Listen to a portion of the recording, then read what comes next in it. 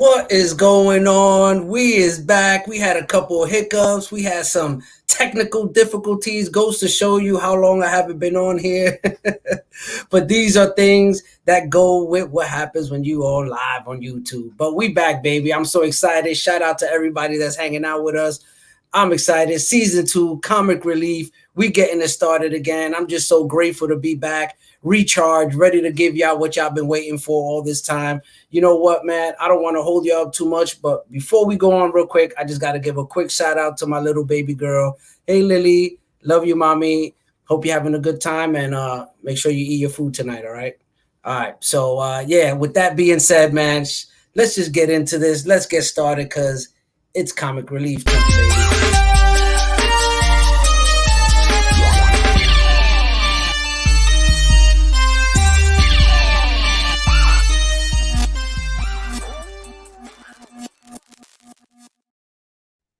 Yeah.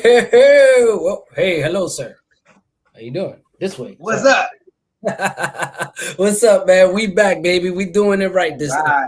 You know what I'm saying? Technical difficulties behind us. Technical difficulties. How you doing, brother? How you been, man? I'm doing good, man. Doing good. I'm glad to see you back off of your vacay. Yes. How's it feel to be back now? A little glitchy. It's great, man. I'm recharged, rejuvenated. I am pumped up, ready to go. You know what I mean? And get this started, man. Give you another 60 motherfucking episodes. You already know. Let's get it. You know? Right. Hell yeah, man. But yeah, look at Scheme. All right. I'll get to you, Scheme. Don't start with your shit already. Talking about the tardiness. Look at this guy. Already starting in the comments, man. I'm gonna get to you in a second. But before we go into the comics, I definitely wanna bring out our special guest, man. And once I bring him out, I'll let y'all know why he's my first guest for my second season. Justin, no good. What's good, brother? What's up, fellas? I'm not doing the blue tape joke this time. The people missed out. So they missed that one. This is season 2, part 2. You know, so part 2. Take it for what it is. Anybody that was really there, they know what's up. So they know what's up. All 3 of you, all 2 of you, all 3 of us. Right? That's what happens when you forget to turn the private setting off. You know, and go live.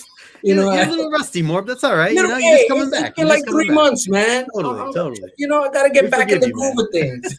Exactly. What's up, Justin? How you doing, brother? Good, man. Good. Congrats on season 2. It's exciting to see that you're kicking this off again. I'm glad that you're back. Looking forward to more of this. So, and thank you for having me on. So for sure, brother. And I had to have you on. For those who don't know, you should know. Justin is the one I started this show with last year. You know, and we kicked it off together. So if it wasn't for Justin bringing me out my show and getting me to get on YouTube and do the show with me and co-host with me, I wouldn't be doing this right now. So it was only right to start the second season off with the homie as my special guest. And of course, the reason why Krash is here is because he's the man behind all the thumbnails, the videos, the artwork, everything you see that has to do with the special effects of Comic Relief. That's the dude right here. So I got to give homage to my mentor, Krash. You know, a good brother. He's definitely family. And this is my other family right here. So I had to have my family with me to get this started, you know. So, yeah, man, I'm excited, guys. Let's just might as well jump into the chat real quick now that we have a chat, you know. Because at first I'm like, damn, I'm surprised, man. Ain't nobody here. Everybody's like, we don't want to listen to Morbius. You know what I'm saying? Nobody want to fucking listen to what the fuck I gotta say. Okay, all right, we're gonna. It's all right. I'll see y'all on the ground. You know what I mean? But no. Let's start with the chat, man. Shout out to everybody who's in the building. Let's see who's in the building. We're Free Energy, the man with all the Doom covers. What's good, my brother? Appreciate you. Of course, we got Paul Morris in the building. You know what I mean? Don't go nowhere. And of course, we got Big Daddy John. What's good? You already know. And of course, the homie from last season, Unruly Simeon, always in the building, showing love. What's going on? And of course, we got Adrian, Panda. What is that? Oh, Panda Awesome. Panda Awesome. What's up? What's up? Thank you for dropping by. First time in the building. Of course, we got Blue Cow Comics. What's going on, man? Appreciate you stopping by. And of course, here we go. Here we go, Scheme. Listen, Scheme. Listen, it's hip hop, bro. Okay? That's synonymous. Okay? Tardiness, lateness is synonymous to hip hop. Okay? We always the Matrix. All right? So don't start with your shit, bro. Because I'm gonna get you next week when you're up on here. And of course, who else we got in the building? Let's see where we at. Let's scroll down. And oh, yes, sir. We got Big Soul in the building. Been waiting for months, baby. Yo, you and me both, man. You and me both. Thank you, brother. Appreciate you, man. Thank you for hanging out with us. And of course, we got another big Doom player, Doom card. What's going on, man? Appreciate you hanging out with us, man. Definitely go check these brothers out. They got some great stuff on their pages. All right. ARE B-Boy, what's good, man? Salute, baby. Salute. You know what I'm saying? And of course, we got the homie in the building. What's going on? How you doing, my brother? Appreciate you coming and hanging out with us as usual. And of course, we got Back Issue Paulie. Salute, my brother. Thank you for coming through. I believe he's at work right now, catching us on, you know what I'm saying? So make sure you don't get caught on the phone, bro. You know what I'm saying? Don't blame me. What up, Nigel? What's going on? Season 2, we back, family. We back, baby. All right, that's the chat. Now let's get started. Before we keep moving, guys, I hope y'all got y'all drink because we got to do this. Cheers. So cheers to season 2. Cheers to everybody. Salute. Thank you. By the way, this was like this before, and I'm just saying. Yeah, it was like that like 15 minutes ago. We just been I actually had to re-up mine. Yeah. You know what I mean? They can't look at Back Issue. He's like, they can't see me. There you go. That's what's up, bro. He's in the corner. Yeah, exactly. All right, guys. So shout out to everybody. Appreciate you guys coming to hang out with us today. Once again, I'm excited, and I'm excited about this topic, man, because of what happened. Get into it, bro. This whole thing, why we got into this topic, not only did me and Justin, the reason why I brought this up really is because me and Justin had an amazing conversation at Terrificon. It was like 2:00 in the morning. We're at the casino, drunk as shit. We're having it had to be like a 45-hour long conversation we had. Real heart to heart, yeah. Heart to heart, man. We were just there going at it back and forth on this concept. And it all started, of course, with the whole acetate cover that happened, that bootleg cover, a comic, basically. It was just a bootleg, So we were talking about that, and we were saying, well, the whole dynamics behind that, we were kind of like, well, is it the seller's fault for presenting that comic, or is it the buyer for picking up the comic and giving it the hype and the clout, for other people to come and buy it, And I think that we were going back and forth on it, so I thought that would make a great conversation. So who's to blame? Are we gonna blame the buyer for fucking putting out that book, or we're gonna blame the seller who continues to advertise and buy the book and keep promoting that book? You know what I mean? So who's to blame here, guys? And I want to kick it off with Krash. Krash, give me your insight on that. What's your take? All right. Well, of course, I hate to sound like I'm sitting on the fence, but I truly believe that it takes two to tango. I think it goes on both ends. It's unfortunate that you have sellers out there that are flooding the game with the BS. But at the same time, we're living in an age where even if you're new to the game of comic books, hopefully you belong to a community like ours that'll look out for you. But if you don't, with the way we have technology, you can easily do your due diligence and get on and do a bit of research. But I mean, it's basically the way the market works. It's a capitalist society. You have to capitalize on your advantage to other people's disadvantage, and that's how people make money. And and people are gonna try. People are gonna keep trying no matter what it is. We've seen it happen industry through industry. More when we grew up, you saw it happen to hip hop before it got to the commercial light. People are gonna profit off of that shit. You know what I'm saying? But as Unruly Simeon is saying, he's right. There's plenty of blame to go around. Yeah. And I think there's a responsibilities on both ends. I really don't want to play the fence, but I don't feel stronger for one side or the other, because I think it really does take two to tango. Because the example you had given before was like drugs. The drug dealer is providing it. If the drug dealer doesn't provide it, then the crackhead ain't got nothing to smoke. But you know what? In this society, someone is going to provide it, because the crackhead is providing a need. Supply, and someone's going to fill that need. Supply and demand, exactly. So it's going to happen. It's part of the market. That's how the market ticks. So at this point of the game, like I said, with the technology, you got to do your due diligence and do your influence. You know what I'm saying? No, definitely. I definitely agree. And there's definitely a lot of, fucking, what can I say? Shit that sucks out there, like Sov said, you know what I mean? They definitely, influencers definitely suck a lot of dick, that's for sure. But before I continue with my take on it, Justin, what's your take, brother? Yeah. So, and well said, Krash. I think that, when we talked about, Hold on real quick. Oh yeah. Hold on.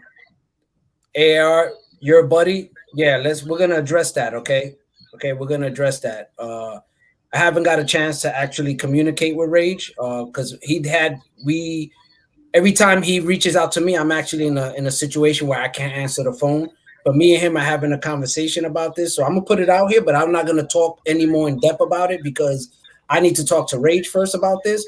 And yes, you're right. Rage he's involved in that. And I'm not going to deny that. And I'll be the first one to say here, just like I'll say it in his face when I speak to him. But before I could actually talk about Rage and that situation, I need to first communicate with Rage and have that conversation with him, before I speak on that with you guys. But I needed to address that because we keep it real here. And we're not going to play these games about, taking sides or defending people. I'm not doing that. If you're wrong, you're wrong. If you're right, you're right. You know what I'm saying? So we're going to keep it moving. My bad, Justin, but I needed to address that because when I see stuff like that, it's like, hold on a second. We need to be clear on where we stand. Yeah, brother. My bad. Absolutely. So when you mentioned this topic, and I know this is, like you said, something we talked about, I know you're using this acetate as an example. Right. It's just an example, but there's been many. So like the way I had taken, you saying like, hey, let's talk about this topic. Who's to blame when someone buys a comic? So, if someone goes into a store, they buy a comic for XYZ reasons, whether they've been told to buy it, whether they did research and they are speculating, or whether they just want to read the thing. Mm-hmm. If they're buying this book and then they take it home with them, I think that it's 100% their responsibility, regardless of who else might have been involved with influencing or recommending or suggesting or putting a gun to their head or whatever. But I think that that was one of the things that we had kind of gone back and forth about, was trying to decide or trying to see like who took the bulk of the responsibility in that, because of these examples, as I see in the chat, the people who are influencing or creating content of, top 10 hottest books, videos, things like that. You should buy this, you should go buy that type of thing. Is it, when someone goes and buys a book just because they were told that they should, because it's going to be worth something one day, is it that buyer's fault for going ahead and buying it, or is it the influencer's fault for hinting it to them to buy it in the first place? And where I stand with this, and I know there's a lot of things that go into this in context that can go into any example, but I think for myself, I feel like it's got to be on the buyer. It's 100% on the buyer, regardless of if you want to put blame on other people as well, fine. But it's still, as an individual, if you went and bought a book because someone told you that it's going to be worth something one day, that's you're allowed to do that, and that person for saying that is allowed to do that as well. And I think that you if you didn't do the research and you're spending $1,000 on a book, and then you find out it's, it comes down to being $100 book or whatever, and you've lost money on it, like that's on you. Like I feel like you have to own up to that. So when, because we were talking too about this, if somebody, buys a book and it's worth nothing later or whatever, and they come crying to me about it and say, just, I bought this $100 book. It turns out it's only worth, it went down, it dropped. Now it's only $80 or whatever, because of the market or whatever. To me, I don't feel bad. Like, I just don't feel bad for that person, because they made the choice to want to buy that. They took the risk. They listened to whoever it is they wanted. They had the choice to do the research or not do the research. And they bought the book. So I think that ultimately, again, unless someone's literally like threatening your life or putting a gun to your head, I think that it's the buyer's responsibility for what their action is at the end of the day, what they're buying. No one's making them buy that book. No, definitely not. But in my case, the way I look at it, I kind of put the blame a little more on the seller. You know what I mean? Yes, the buyer is definitely responsible. The buyer needs to understand what he's getting into. But I always felt like if the seller never even existed, that buyer wouldn't even be in that situation. You know what I mean? It's almost like how I know that Krash, we were talking and we were saying like the drug dealer, you know what I mean? It's like, when the cops come raid a spot, you know what I mean? They're not going to arrest the crackhead. They're going to arrest the drug dealer, the supplier, you know what I mean? Not the buyer, you know what I mean? Because the threat to the community is the seller, not the buyer. You know what I mean? Because the he's supplying it. So if there's no supply, there's no demand. At the end result, there is a demand because of the cause, that cause and effect. So the cause comes of the seller selling it. The effect is the buyer being duped. So without that cause, you won't have that effect. So to me, that's where my logic kicks in, and it's like, well, you know what? I gotta kind of like put a lot of blame on the seller because, like they say, he's responsible for putting that out and presenting it to the buyer. He's responsible for actually making it aware to the buyer, and he knows what he's doing, especially with a bootleg ass copy like that. They knew what the fuck they were doing. You know what I mean? So it's kind of like,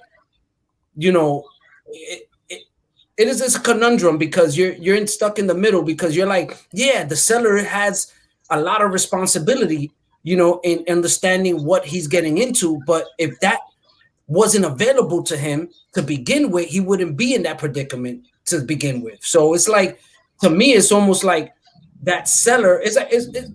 I look at it like, let's bring it to Spider-Man. With great power comes great responsibility. It's like they got that power. You know what I mean? To shift things in certain directions. So they know what they're doing. They knew, like for example, just on this topic, the acetate cover, they knew what they were doing, right? They knew that they had a pretty much a good understanding of the bullshit they were about to put out, right? So they took that responsibility of wanting to get that bread, right? Fuck the seller, fuck the buyer. Who gives a fuck if we fuck them or if this shit doesn't go nowhere? But as long as we make our money, as long as we got paid, we don't give a fuck, right? That's the bottom line, is the dollar, right? We got paid, we got rid of those books, we got 700 whatever books, we got rid of all 700, we made our money. Who gives a fuck what happens after that? You know what I mean? So I look at in that sense where it's like, so the seller is the prime supplier, right? He is the one that is bringing this to the audience. He's the one on stage saying, hey, look, this is what I have. Now, you're right. I blame 25% to maybe even 30% to the buyer. You know what I mean? You should have a better understanding of what it is you're buying, or like Krash said, if you don't, then you're going to get burned and you're going to learn your lesson. You know what I mean? We've all been there. Great. But to me, personally, I feel like the one who's really responsible for dictating, the most damage is the seller. Because if the seller didn't exist, the buyer wouldn't exist. So that's why I say that the seller really has to check himself and really watch what he's putting out there, because somebody's gonna buy it, right? Anybody's gonna buy it. You could put a pet rock. Somebody's gonna buy that shit. You know what I mean? So there's always a sucker, right? There's always gonna be a sucker to buy that shit. But are you gonna blame the sucker or the guy who knew he was gonna take the sucker as a sucker? You know what I'm saying? The sucker. Because he shouldn't just be buying rocks out of nowhere. Like, it should be a thought process in place that you're going to take action to pulling money out of your pocket for a rock. Are you just going to do that blindly? He'll take some of the blame. You know what I'm saying? Because he's stupid enough to buy the shit. So you're blaming him for being stupid. You're blaming him for being like, for making that dumbass decision, and like, oh yeah, you're an idiot for buying that. But the one who's causing the problem, who caused that problem, was the person who put it out to begin with. They're the root of the problem. You know what I mean? It's not the buyer, it's the seller, to me, that is the root of the problem. Because if that seller didn't exist, we wouldn't have this buyer being duped, or letting himself be duped. You know what I mean? Like, that's my take on it. Like, that's why I feel like, to me, like, this seller has a lot of responsibility, and these guys know what they were selling. They knew what they were selling. They understood what was going on. You know what I mean? And they took advantage of the buyer because of the FOMO and the hype with everyone else that was involved. So there was a lot of facets to that. So I know a lot of people are like, oh, the influencer. Yeah, because you had influencers that kind of like, catapulted that and kind of pushed that out further than what, the actual seller was going to be able to do. So of course, yeah, in that situation, sellers had a lot to do with that too, but to me personally, like, I always feel like the one who initiated it is at fault, not the one who actually got kicked in the balls, you know, for following through. You know, it's almost like the one who. So it's like that's the way I see it. It's like if you know if you know if I'm offering like let's say like if you know it's hard to come up with something right now off the top, but yeah, but what if it's actually let me I'll let Krash because I want to hear Krash too because I could. What I was gonna say, see, what I was gonna say is that it's like what's right here: 60% seller, 40% buyer. That's what I'm taking. That's my take. See, it's commendable the way you look at this, Morbius, because it's obvious that you put way more responsibility on the seller. Yes. By you saying the seller should be this, that, and the third.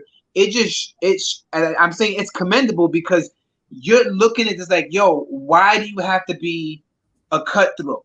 Why is it always gotta be just about the money? Can't you have a soul? You know, and like I said, that's what I'm saying. It's commendable. But at the end of the day, that's not the world we live in.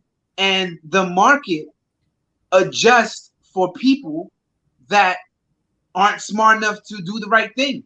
That's why you have people out there that are saying, I can make money off of this sucker.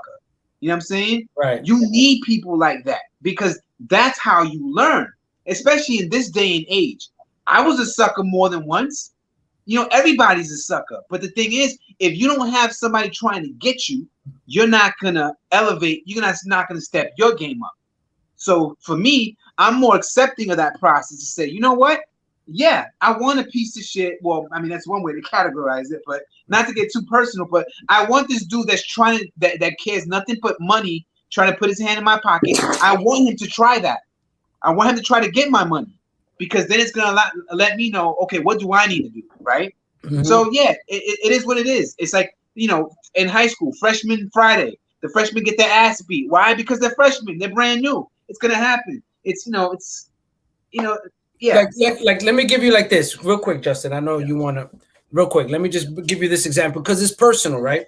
Because when I did music, right, you know, and I signed to a label and all this stuff, what I wrote and what I put out. To me as a seller was very important, right? I had to be very careful of what I say because what I say can influence those who listen to me or listen to those who use my words and made a song with it because I was ghostwriting. So it was like I had to watch what the words I was using. So I had to be very responsible of the product I was putting out because I knew those who would listen to it would be influenced by it. And those would actually listen to my words and would actually mimic and do what I say to an extent. So to me, that's how I look at it, because I was in that position at some point where, like, I go back to that. With great power comes great responsibility. You have to take accountability for what your actions are, for what you're putting out there that's going to affect other people down the line, whether they didn't know it was going to affect them or they were clueless or oblivious to it and learn later on. You know what I mean? To me, that's what matters more is what you're putting out, not what you're taking in, because you could take in anything, you know what I mean? But what's valuable is what's being put out, you know, because when you have something that's very how can I say pristine, like, you know, or something that's very crucial, you know, people are going to take it no matter what, but they're going to digest it in their own way. So if I say, go fuck yourself, fuck this bitch, shoot a motherfucker, what do you think they're going to do? You know, but if I be like, yo, knowledge yourself, read a book, you know what I mean? Think positive. That's what they're going to do. So to me, I look at it like the seller. So if the seller's out here saying, hey, this book is the shit, the buyer is going to say it's the shit because he said it's the shit. So I'm going to run with it. You know what I mean? And hopefully I make $1 out of it because he's saying that I could flip this and make money off because it's about to explode. It's limited, 750. Oh my God. Like that incentive, the hype, the FOMO behind it that was created was by the seller.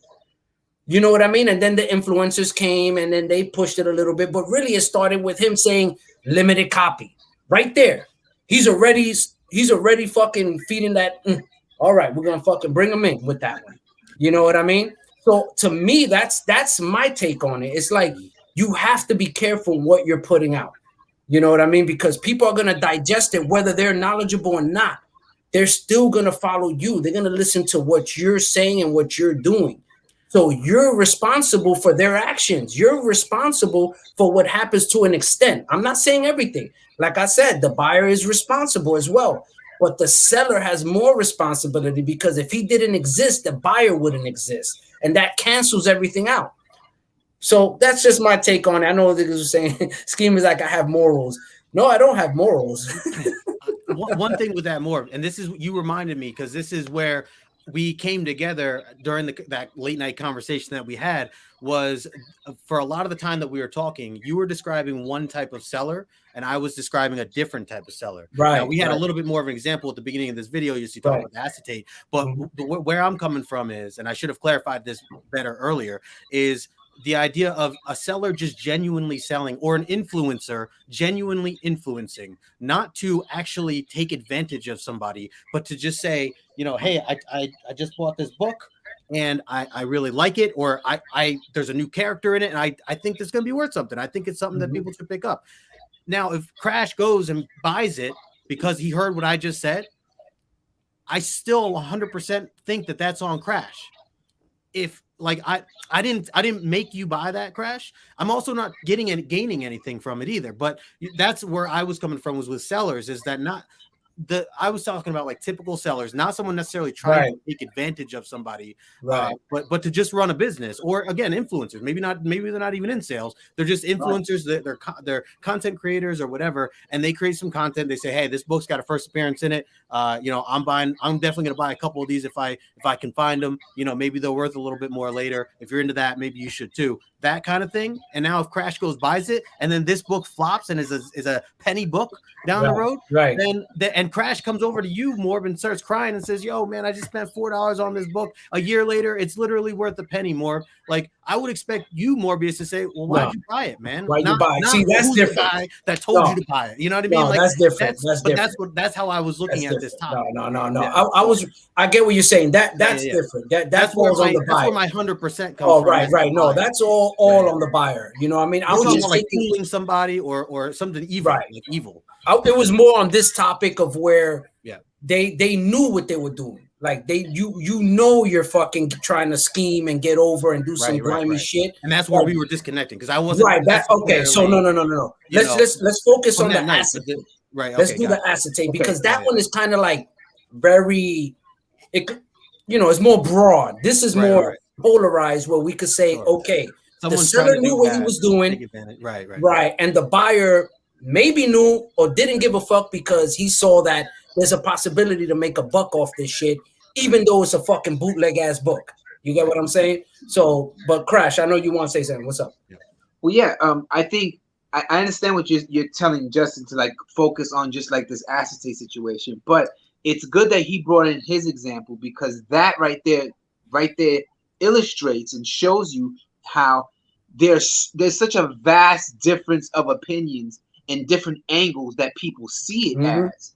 We have a clear angle of how we see certain things, but then somebody else has a totally different angle, which is why with me, the way I look at it is like, yo, let a schemer be a schemer. And if someone wants to label him a schemer and enough people label him a schemer, then guess what? He's a schemer, and he is for who he is. And if he wants to keep living that way, that's his prerogative. You know what I'm saying? Go ahead and let him do his thing. Whoever falls in that schemer's trap, you've been warned. We told you he was a schemer. You still fall for the trap. Oh, well, that's all on you. You know what I'm saying? But let that schemer live, because we really can't fully judge what exactly they're doing, because in certain pockets, what they're doing may not be that big of a deal. But because you come from one mindset to say, yo, this shit is whack, the least thing you can do is give your opinion. Yeah. But the thing is to say definitively that this person is a piece of shit and he was just trying to stab you in your back and say, you know what? That's your opinion. That's all cool and dandy. But to me, that's a little much, because that right there comes with a little judgment based on personal experience and not being able to see that other person's point of view. And like I said, voice your opinion. And if enough people think the same way you think, then enough people say, yo, that's a schemer, then he's a schemer, then let him be a schemer in his corner. Right. It's no different than what I said in my story a while back when all this shit started. I was just like, listen, y'all know what y'all getting into with certain people. When certain people have a track record and they continually keep doing the same shit over and over again, and you still want to keep associating yourself or keep buying books from this person, that's on you. That's on you. You should know better.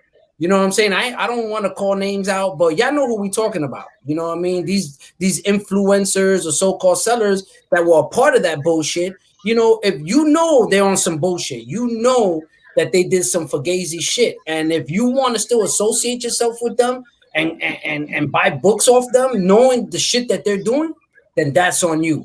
You know, I got a good example for you, Morgan. That's on you. You know what I mean? But I got a perfect example for you, bro. Yeah. All right.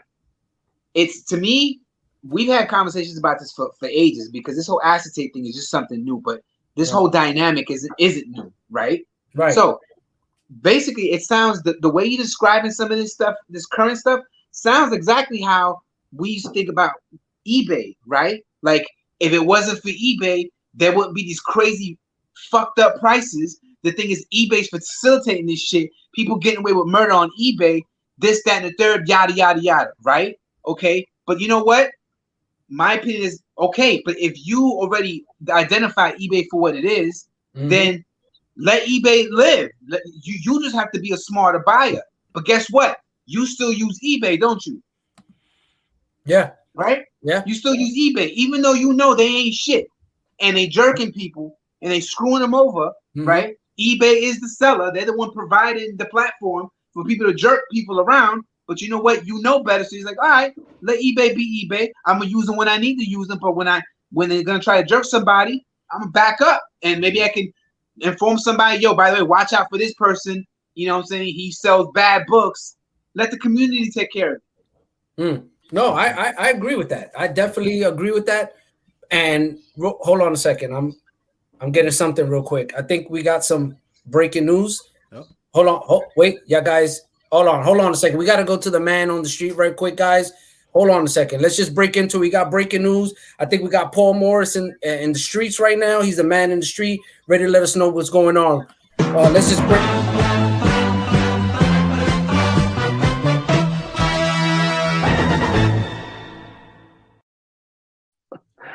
Brother, what's good, everybody? Not actually in the streets, as you can see, but we're working on that. We're efforting in that way. What's good? What's good? What's good, bro? Paul, I know you got some news for us. This is a news segment we're doing for those. We got breaking news every day, every Tuesday with Paul Morris. We're going to bring us some news. What's going on, Paul? Break it down, bro. What's the word? My breaking news for tonight is so actually what we found out these last couple months is that bootleg acetate covered comics can be very bad for your home life. Yes. Additionally, it's definitely not something that's good for the home situation with your spouse. It can definitely cause problems, as we found out recently. So yes. Moral of the story is stop pushing fake bootleg comics, and maybe you'll have a better life. Definitely, guys. I agree with that. And, amen. And guys, please, if you own an acetate copy, they are hex. Yeah, get rid of them, because if you're married, you're going to lose your wife. That's all I got to say. And you will lose your wife. Learned, don't bring comic book artists around your home. Never do that. Comic book artists away from your home. Keep them away from your wife, because there's a good chance you will lose it. Additionally, I wanted to add, it could lead to you posting a really cringy YouTube video. And if you are going to do that, by the way, bring a box of tissue with you next time. You know what I'm saying? Because we don't want to see them boogers. Paul, thank you so much. I appreciate you for the breaking news, man. My brother, I love you. I catch you next week. Hopefully we got some good news again. Love you, Paul. Oh, wow. Guys, believe me, man, you don't want to do it. Stay away from those bootleg copies. They're hexed. Get rid of them. If you love your wife, believe me, you don't want to fuck with them. Shout out real quick, man. Coffee and Comics, man. Salute to you, brother. Always coming through. Appreciate you, man. But yeah, real quick. Oh, we got Moonlit Comics, of course. Shout out to Moonlit. What's going on, my sis? We got to get you back on the show, girl. What's up, Michelle? But yeah, man, back to the topic real quick. I know we got about a few minutes left. We started a little late today because Justin was like fucking around with his dog and shit. But can't stop playing with your goddamn dog, can you? You know, see, look at that. Don't take the dogs up. Come on, look. Did I just see your dog right now? I had to unmute. You can still hear him. He heard me talking about it. We're being attacked by squirrels. That's what it is. So the dogs they're trying to protect us. They don't know how we stay so calm. What's going on, J2? What's up, brother? J2. Appreciate you, man. Appreciate you, brother. But yeah, man. So before we head out of here real quick, I know I still want to touch up on this topic because it's just so much to it, man. It's like, you know what it is? It's just so many different facets of it. Depending on the situation, you kind of like, who do you blame? Like, you know, when you have a seller who's out to do you dirty, I feel like it's the seller. But what Justin said, where it's something that it's a long-term thing where the seller, it has no ill will intentions, you know, that falls on the buyer. You know what I mean? I will definitely agree with that. You know, it just depends on the situation. Yeah, Justin, real quick. Yeah, and I mean, I'm still thinking about it too. Like, I still feel like Morb, if you came to me and said that you bought this acetate cover book and that you regret it for whatever reason, I still like. Sure, I'm like sorry that you did that, but like, I'm still not. I don't know. I still would say to you like, well, don't have done that, you know, or like don't have done that, you know, like it, you know, what made you want to, you know, I guess I'd talk it out with you, and obviously that's as a friend to a friend, you know, but for strangers or people that are, you know, just diving into this and buying this acetate book, you know, for whatever, I mean, I think it kind of goes back to what Krash said in the beginning, partially too, is that whether you're new or old in this hobby, you know, you scrape your knee. And it's something that, you know, you learn from. Hopefully this was not life-changing money that you spent, you know, on something like this. You know, but again, like, you know, like you said, there's a lot of context that can be built into this. And going back to how I kind of first approached this topic, you know, again, if someone's spending, you know, 20 grand on a comic book because they saw it on a top 10, you know, or something like that, you know, must-have books or whatever. I just feel like that's on them. They should do the research otherwise. You know, but if someone's scheming, you guys put it very well, I think. You know, call them out for what they are. You know, at least recognize, at least for your connections, at least for your friends and you know, anybody that comes to you and says, hey, I was thinking about buying this book. You know, what do you know about the story behind it? I would at least, you know, try to step up and let them know what I know, you know, and give them context. I would still, you know, still their right to do what they want afterwards. You know, I'm not. Yeah, definitely. You know, I think like everybody, you know, has the right to do whatever they want, right? Everybody you can do whatever the fuck you want, right? Yeah.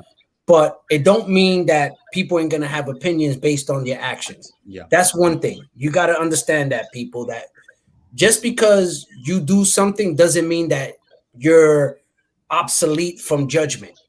You know what I mean? Everybody's going to be judged at some point or another, some way, somehow. Everybody's going to have an opinion. And y'all know me, I'm the most opinionated motherfucker on here. So I'm going to say some shit. But at the same time, I'll be fair about it. So I do agree with Justin. I do agree with Krash. Depending on the situation, the buyer would be at blame. But based on the topic that we were talking about, because I did wanted to bring it up, because I know I was off when this whole thing happened. I did wanted to relate it around that topic. So yes, on that situation, yes, the seller is at blame more than the buyer, of course. But you know, it's a give and take, guys. And all I could say before we head out of here is just be careful, use your fucking head. Do your fucking research. Do your research, man. And don't fall for this FOMO shit. You know what I mean? Because there's been so many books, you know, that I have passed up on. And a year later, I got it for dirt cheap. You know, I fuck the FOMO. Oh, yeah. Many of books, guys, believe me, many of books that I have that I could have pulled the trigger on and spent $300. And I was like, fuck no. And then I go to a con and I see it there for fucking $80. And I'm like, you see, a year later, if I waited out, I got the book, got it for the right price, boom. You know what I mean? So guys, please be patient. Do not jump the gun, because at the end of the day, this is not a competition. You know what I mean? Work within your budget. You know, you got to pay rent, you got to eat. And if you got children and family, they come first, not these books. Remember that, man. Don't fuck Instagram. It's not that's not a end all deal. You know what I mean? You know what's the end all deal? If some motherfucking artist comes and takes your wife, that's the motherfucking end all deal. But before we get out of here,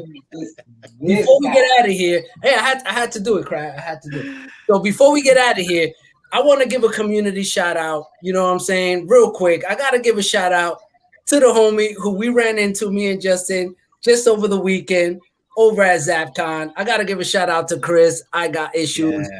Go follow this brother. His link is in the description. This brother is a fucking gem of the community. I love this brother. He is an amazing man, amazing collector. He is a reader and collector of comics, so I love him to death. You know what I mean? That's the true definition of a collector. You know, so please go follow this guy. I got issues that if you're not following him, you should slap yourself 30 times. You should know better than that. You know what I mean? And real quick, I got the poll. I did put the poll just to judge it out. It wasn't a 24-hour poll, so it's not really complete. But based on the poll that I put on my story about who's to blame, seller or buyer, this is what I got. The buyer. Okay. All right. Okay. People went with the buyer. You know what I mean? So, okay.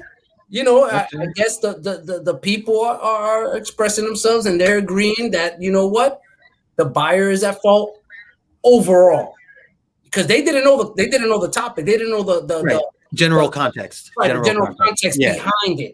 Yeah. You know what I mean? But everyone felt like, you know what, the buyer is at fault. You know, it's interesting. More, I did a similar poll to you, but it seems like the majority of the community blame Fable. Yes, I agree. Number one reason why someone to blame. You know, when we have to blame Fable. Buying a book. Yeah, we gotta blame Fable. Always hashtag blame. You cannot go wrong blaming Fable. That's all I say. Very true. You cannot go wrong. So for all you buyers out there, go buy this shirt. It's on my link. Go ahead, buyers. The link is in the description. The link is in the description. Shirt's gonna be worth some money, son. Yo, shout out to Daryl, one of the homies. But yeah, man, definitely, guys. What we got here? Coffee. Hey, yo, MorbiusComics. The hell, I'm not mad. Madia. Love you guys. Nah, no doubt, brother. Appreciate you, man. But yeah, guys, once again, man, keep, you know, common sense in the forefront. You know, keep your pockets and wallets really tight in your pocket. You know what I mean? Don't you know, get loose pockets when it comes to these comics, man. That's right. Keep promoting it, brother. Don't stop. The link is in the description. You know, but God, that's important. I think that's one of the things I just want to push again, because we haven't said it in a long time. This is not a competition, okay? This is about love for comic books, and that's it. You know what I mean? No one is judging nobody. You know how many people I show love to that got no love on Instagram, but got a fucking serious collection, because that's what it's about. You know what I mean? Remember that. It's about the comic books, man. It's not about the hype, the entertainment, the views and the likes. That shit doesn't matter. What matters is what you love and what you like and what you digging and what you collecting. That's what's important. Don't let nobody dictate your collection and your wallet. Remember that, guys, man. Well, remember that. So with that being said, man, Krash, what are you doing? What are you doing, bro? Why you fucking up my moment, man? I'm over here having a moment and shit. I'm trying to connect, bro. I want to give you a hug. It's like people moment, understand that you are the collector, and this motherfucker's over here acting the fool. What are you doing, bro? What are you doing? Trying to give you love, bro. You moved me with your speech, bro. I just had to. I'm gonna start baptizing, motherfucker. Come to the Church of Morbius. The Church of Morbius. The Church of Morbius. $50 or more. You gotta pay your 10. You gotta pay your 10%, bro. You gotta pay your 10 because I gotta get books. I need that acetate cover. Anyway, with that being said, it is 8:30, guys. That is the show. I know I was running a little late. I'll make it up next week for y'all. Believe me, y'all already know how we do here. Shout out to Krash. Shout out to Justin, the homie. Shout out to Paul, who came through with the news for y'all. And make sure y'all go pick up that shirt, man. The link is in the description, man. Go ahead, support the brother. He needs to pay his rent, and he needs to eat tonight. So with that being said, y'all already know. I catch y'all next week. Love you guys. Stay safe, fucking great. And remember, read your goddamn comic book. Peace.